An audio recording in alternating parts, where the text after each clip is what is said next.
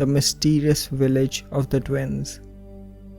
Kodani, popularly known as the Twin Town, is a small village in the district of Malappuram in Kerala, India.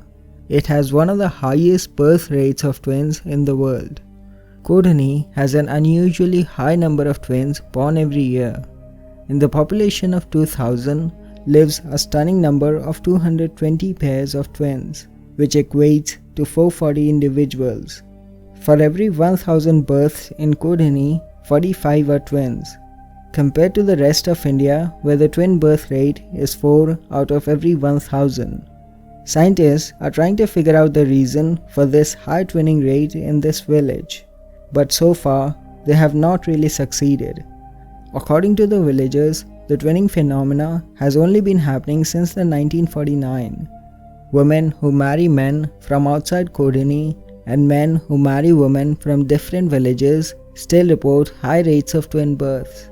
A local doctor named Krishnan Shribiju has studied the twinning phenomena of the village for quite some time now and found out that the twinning rate in Kodani is actually increasing.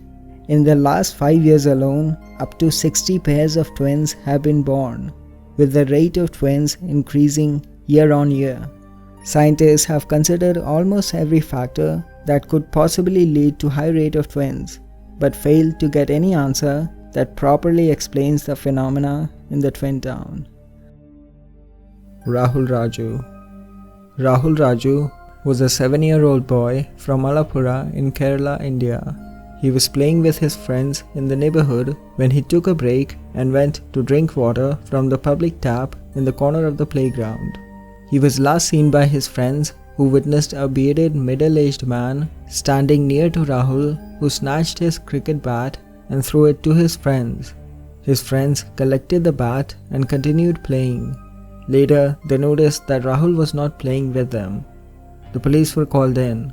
They questioned many people, including a middle-aged man, Krishna Pillai, who was arrested by the Adur police for sexually assaulting and killing a 3-year-old girl. He had reportedly confessed that he had killed Rahul and thrown the body into a marsh near the palace ward. However, the police have failed to find the body and the investigation reached nowhere. Later, police found that the person's statements were false and fabricated. He was jailed later for the murder of the girl. Sometime after the kidnapping, Rahul's father received an anonymous letter stating that the child was taken to Thodapura for extracting his kidney. However, it was found false after verifying the hospital records. Based on media report, a boy similar to Rahul was seen begging in Mumbai. Police verified the information, but nothing fruitful came out of it.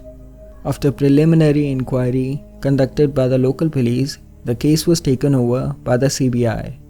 The CBI probe moved towards the suspected involvement of Rahul's neighbor, Rojo George, who was near the playground on that day, but they could not come out with any substantial evidence.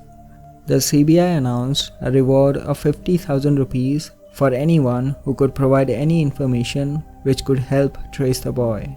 Rahul remains missing for more than 13 years. Gaurav Tiwari. Gaurav Tiwari was a well-known paranormal investigator in India and some outside countries as well. His tryst with the paranormal began in 2007 while he was studying in Florida, USA to become a commercial pilot. Gaurav said he experienced phenomena like poltergeists and heard disembodied whispers in the apartment he was sharing with 4 other people. One of his flatmates also supposedly saw an apparition of a young girl. This got Tiwari to study the paranormal, and later he left his job and became a certified expert on paranormal activity from Paranexus Association of Florida. He came back to India and set up Indian Paranormal Society. He also appeared in some national and international television and radio shows. He acted in TV serials and shows like MTV Girls Night Out, Haunted Weekends with Sunny Leone, Bhoot Aya and Fear Files, and has also acted in films like 16 December and Tango Charlie as a certified paranormal investigator and a hypnotist. But that one thing which made him more popular was the paranormal activity researches he was doing. According to the sources from his society, he had stayed in and investigated about 6,000 haunted places in India, some of which were telecasted in Fear Files and Bhootaya shows. On the 6th of July 2016, Tiwari would conduct his last ever paranormal investigation. On the morning of July 7th, 2016, Gaurav was found dead under mysterious circumstances in the bathroom of his flat in Dwarka, Delhi. His family members said that around 10:30 am, Gaurav checked his email and went to the bathroom for a shower. At around 11 am, they heard a loud thud from the bathroom. When they tried to open the door, it was locked. They opened the door by force and found Tiwari lying on the floor. He was taken to the hospital, but the doctors could not resuscitate him. He was living with his parents and wife, and his family initially suspected he died from the trauma from falling on the bathroom floor. But primary police investigation found a black line around the neck of Gaurav. An autopsy report of the body said the cause of death was asphyxia. It was at first believed that Gaurav committed suicide, but still the police and the doctors have not been able to offer a concrete answer about the black mark on Tiwari's neck. In most suicide cases where death is by hanging, the trachea invariably ruptures. In the case of Tiwari, however, the black line around his neck had done no such damage. Such marks Tiwari often narrated during dinner table conversations or signs of revenge of spirits in distress. Tiwari often cited the example of the American-British 1976 supernatural horror film The Omen to narrate such black line theories. The film also had examples of a photographer finding black lines appearing from nowhere in his photographs of a priest probing mysterious and ominous deaths. Things took a peculiar turn when Gaurav's wife revealed a few days later that he had confided in her that he feared the presence of an uncontrollable negative force which was pulling him towards itself. His wife said that she did not take him seriously, thinking that it was work stress that was making him feel uneasy. At that time, Gaurav was investigating a suspected possessed girl in Janakpuri, Delhi. All of this led to the speculations that some paranormal ghost activity was involved in his mysterious death. According to the initial investigation, Gaurav was not going under any financial or other pressing issues. So according to the reports, his death is not really a case of suicide. Gaurav had recently been married and had a happy life. Police have so far failed to give any clear reason for Gaurav's death, and his death still remains a mystery. Jonathan Spollen. In 2012, Jonathan Spollen, a 28-year-old journalist from Dublin, went on a trip to India. He had left his job as a copy editor with the International Herald Tribune in Hong Kong last year and had also split from his girlfriend. He told his family and friends he wanted to spend time reflecting on the next chapter in his career. He first traveled to Nepal, where he was robbed in October, before flying from Kathmandu to Delhi in late November. He had a 3-month Indian visa that was due to expire on February 21st. After spending some time in southern state of Kerala, he made his way to the sacred city of Varanasi and from there north to Rishikesh. On February 3rd, 2012, he called his mother, Linda, who lives in Dublin, and told her that he was planning to go trekking alone for a few weeks near Rishikesh. He explained that the phone coverage is poor in the densely forested areas that he had intended to travel in, but promised he would send a text message whenever he could. This would be the last time her mother heard from him. When Jonathan failed to contact Linda after 3 weeks, she contacted local authorities in India as well as the Irish embassy. Jonathan's father, David Green, spent several weeks in Rishikesh, coordinating with the police and helping comb the surrounding area without any success. They also distributed missing person flyers all over the area hoping for any lead. Then, on 11th March, police discovered some of Jonathan's belongings. They were found in a very secluded, almost inaccessible spot near a small waterfall about 5 kilometers from the popular Lakshman Jhula district of Rishikesh.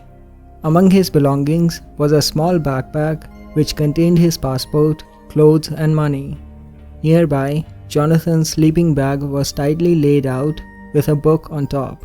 Everything was wet, suggesting they may have been there for more than just a few days. In the following days, some scrunched up cards and papers, including his health card and Hong Kong travel pass, were found on a narrow trail a kilometer away. The discarded items appear to point to one conclusion. Jonathan was doing what some spiritual tourists do in Rishikesh, deliberately shedding his possessions and his past life and renouncing who he was so he could follow a new path. Linda doubts the theory that her son was renouncing his past life. She said that she was close to her son and he would have told her if he was planning to do so.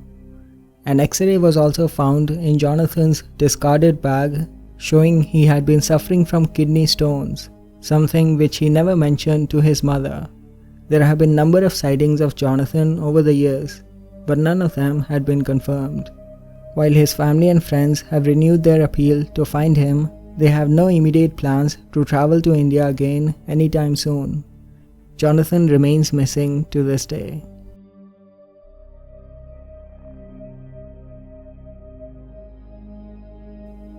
Arushi Talwar and Hemraj Bhanjare. Arushi Talwar was a 14-year-old student at the Delhi Public School. She was the daughter of a dentist couple, Dr. Rajesh Talwar and Dr. Nupur Talwar, and lived in an apartment in Sector 25, Jalvayu Vihar of Noida, Uttar Pradesh. Yam Prasad Bhanjare, better known as Hemraj, was the Talwar family's live-in domestic help and cook. On the morning of May 16, 2008, the Talwar family woke up to find their daughter murdered in her bedroom. They had last seen her the night before at around 10 p.m. before they all went to bed. Her body was covered with blanket on her bed, her throat was slit and her head bludgeoned. The family's living cook, Hemraj, was missing. By the time police got there were 15 people in the living room and 5 or 6 in the Talwar's bedroom. Only Arushi's room was vacant. The crime scene had been completely trampled upon. After discovering a near-empty scotch bottle on the kitchen counter, the police believed that drunk Hemraj had attempted to sexually assault Arushi and then killed her when she rejected him, before fleeing to his native Nepal. However, the next day, on 17th of May, police discovered the body of Hemraj in an advanced state of decomposition on the terrace of the Talwar's apartment. Both Hemraj and Arushi had suffered head injuries after being hit with a blunt instrument and then had their throats slit. Hemraj had been dragged for 20 feet. The weapon used for slitting the throats of the victims was never found. Police suspected the twin murders to be an insider job and said that they had been committed with surgical precision. Suspicion soon turned towards the Talwars as the murderers. Arushi's bedroom was right next to her parents at the back of the apartment, and Hemraj's was at the front. Police determined it would have been near impossible for them to not hear anything while their daughter was murdered in the next room.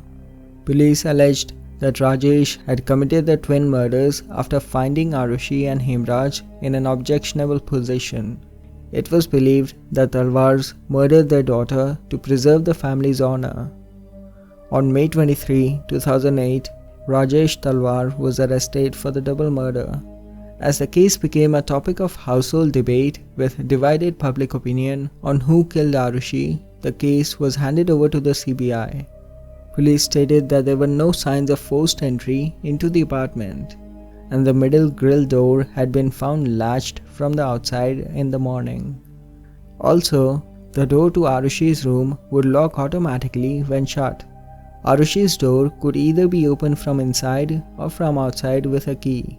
Usually, her room would be locked at the night, and its keys would be at her mother Nupur's bedside.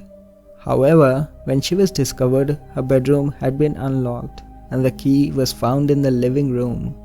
Nupur later told police that she was not sure whether she closed Arushi's door the last time she entered the room at 11 p.m. and if she did, she might have left the keys hanging in the key slot.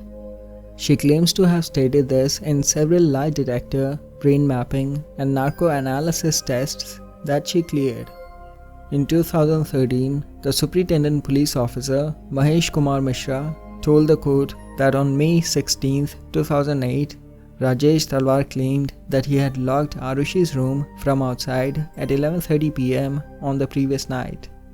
Rajesh also told him that he had forgotten to lock his own bedroom door from inside, and someone could have stolen the key to Arushi's room from his room.